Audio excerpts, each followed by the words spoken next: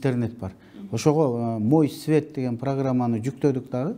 Ошо менен мобильный приложение өткөрдүк. Биринчи биз пилотный проект кылып көрдүк Бишкек шаарында. 96% бизге элдер ушул мобильный приложение менен төлөп берди да. 96%. Мисалы үчүн бизге жана мен айтып өтпөйм, показания алыш керек. Показанияны онлайн режимде алабыз. Анда уже бир функциясы контролердикке кетет. Төлөмдөрдү мобильный приложениеден өткөрөбүз. Бүгүнкү күндө калктын төлөмү 96%тен 102%ке чейин төлөйт. Бизде баягы илгеркидей карыз төлөбөйт деген азыр жоголуп калды да, мындайча айтканда. Мен бир эле мисал келтирип көтөйүн, анализ кылып көрсөм, бир инспекторго 750 000 сом акча жылына кетет экен. Бирөөнү кармаш үчүн айлык акысы.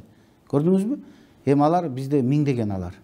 Эмне деген акча? Мен экономдоп атам бул системада, могу реформаны өткөргөндөн кийин. Бул сиз айтып аткан проекттер мындай толук кандуу канча жылга пландап атасыздар? 2 жылга пландап атабыз. Кыргызстан боюнча. Ооба, Кыргызстан боюнча. Анткени счетчикти баарын 1 миллион 200 000 счетчик алмаштырыш керек. Дагы бир маселе, жылына билесиңерби, жана квитанция, счет таратып атпайбы? Сиздин үйүңүзгө деле, менин үйүмө деле келип атпайбы квитанция? Счет на оплату деп. Ошого мына эсептеп көрдүм мен. Почти 10 тоннадай кагаз кетет экен. Не деген акча жылына? 10 тонна кагаз кетет экен. Ал ошол кагазды экономдосок.